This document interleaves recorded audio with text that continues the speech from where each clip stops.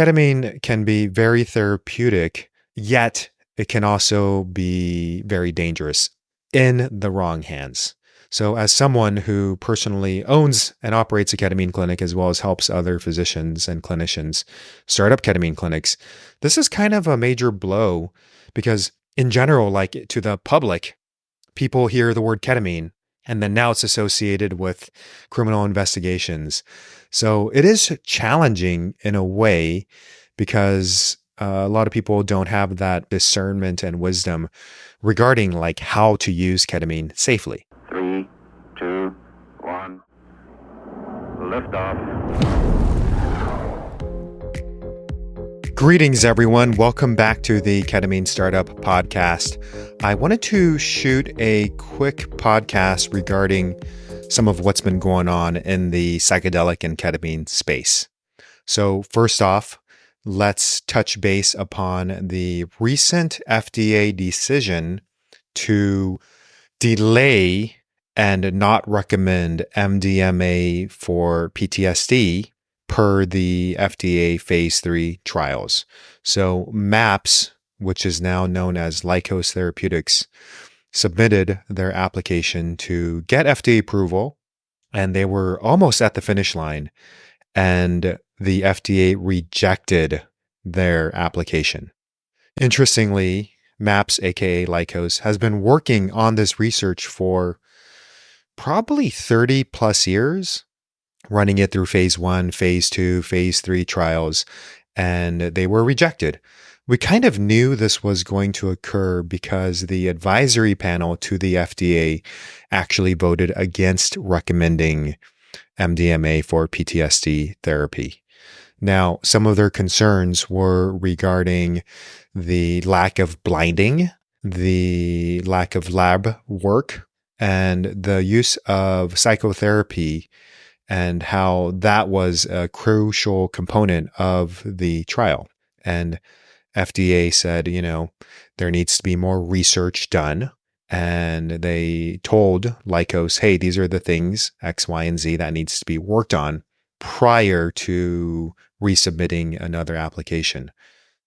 Now, this is kind of concerning because there are a lot of patients who are suffering from PTSD, and I like to refer to PTSD now as post-traumatic stress injury, PTSI, because we know that there are biological changes occurring in the brain.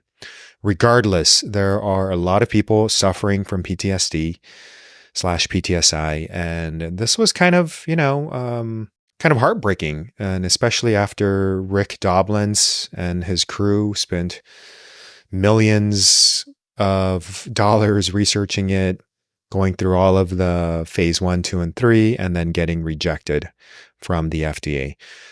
Now, the silver lining is they told them, hey, we actually want more research to be done. And so that's one possible, silver lining. Also, that the fact that they even considered it to look at it and do the research. I mean, it was a breakthrough novel treatment, and so they kind of fast-tracked it as well.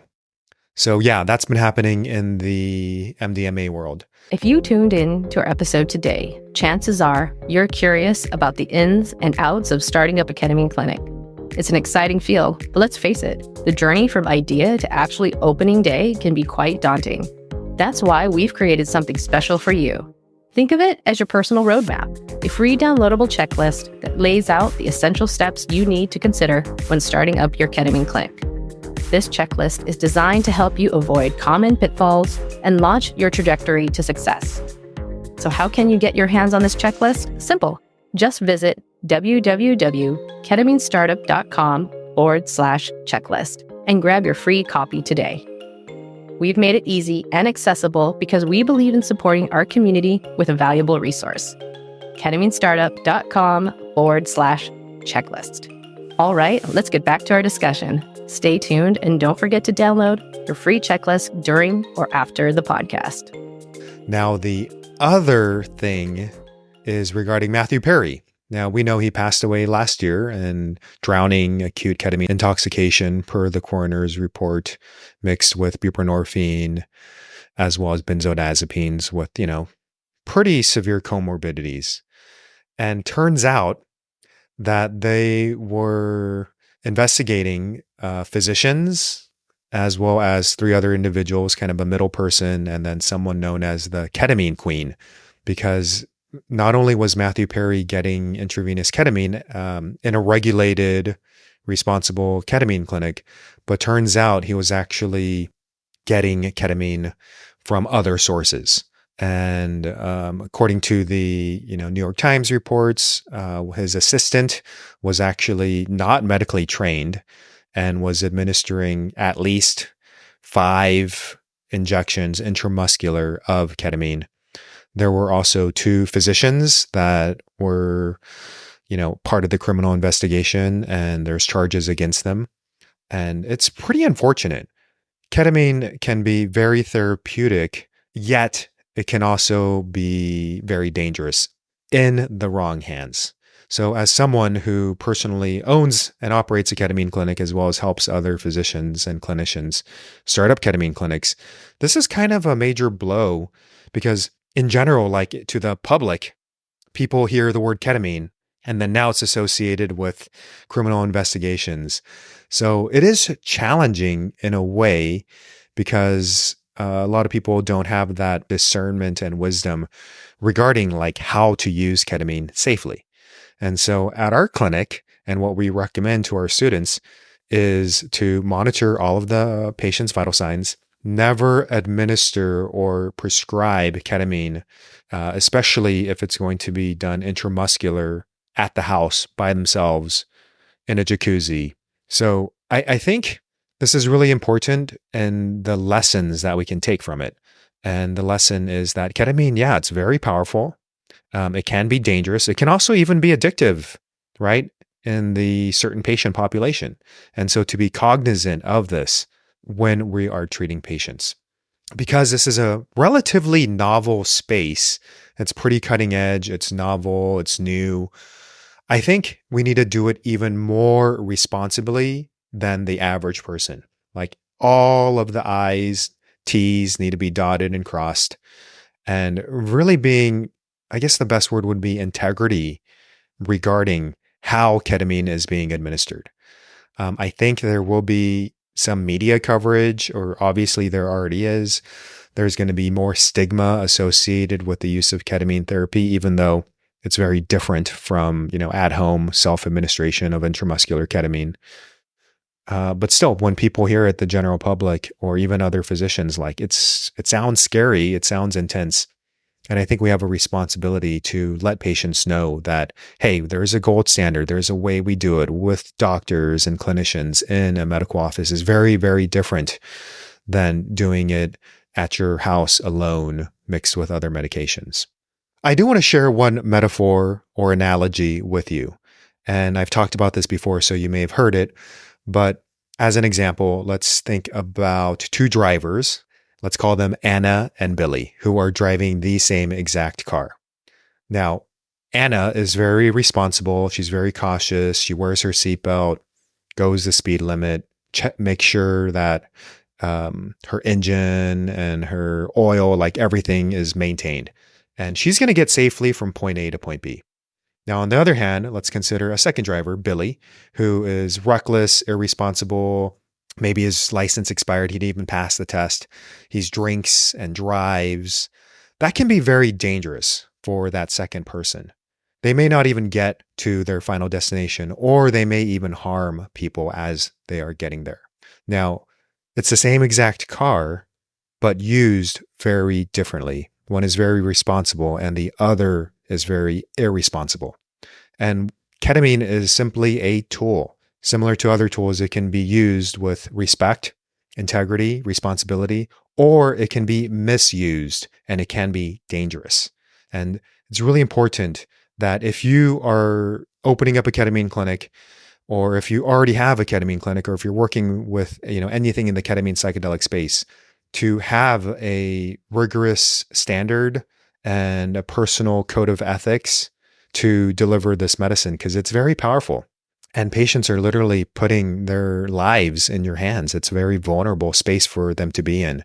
And so I think the safer that patients feel and know how well that they're going to be taken care of by you will play a crucial component. We always talk about, set and setting, and how the mindset of the person receiving the ketamine plays a crucial role. And then the setting. What's the environment like? Does it feel safe? Am I being monitored? And so being conscious of set and setting will be a crucial role in ketamine therapy. Now, I do want to go back and close the loop on the first component that I mentioned, which is MDMA getting rejected by the FDA in its most recent application. So it's interesting because although MDMA is not approved currently, there are other avenues and options available for patients. And obviously, this is the Ketamine Startup Podcast. So the one that I'm going to educate and share about is ketamine therapy. I mean, randomized, double-blinded, placebo-controlled trials have shown dramatic improvements in PTSD/PTSI symptoms. And it's a game changer. I mean, it's not 100% effective for 100% of patients, but when it works, it really, really works and can be effective for patients who have treatment-resistant symptoms. In addition to that, there's always cognitive behavioral therapy. I think there's a few SSRIs that are also FDA approved for PTSD/PTSI symptoms. So being cognizant that there are still other options available right now for patients in the toolbox, I think that'll play a really important role in just general awareness.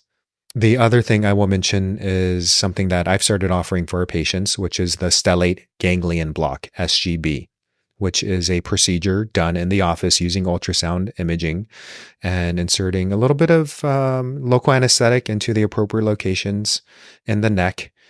That has also been scientifically shown, looking at, again, randomized placebo-controlled trials, to really reduce PTSD, PTSI symptoms, in particular, the bodily or physical response. So the bottom line is, yes, MDMA has been rejected, but we really want to let our patients know that, yes, there's more options, there's more tools. That was one tool in the toolbox, possibly, and to not lose hope.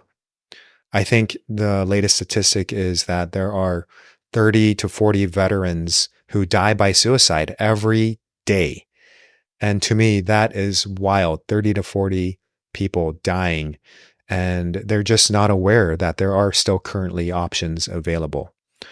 So I think it's important that insurance companies are aware of this as well as the general public, as well as our healthcare team, whether it's your colleague, and to fight ignorance and be aware that by sharing your knowledge, maybe even sharing this podcast, can really help open the eyes of another person. Thank you so much for joining and listening till the very end. I think it says a lot about you and your commitment to your patients. And I will catch you on the next episode. Signing off.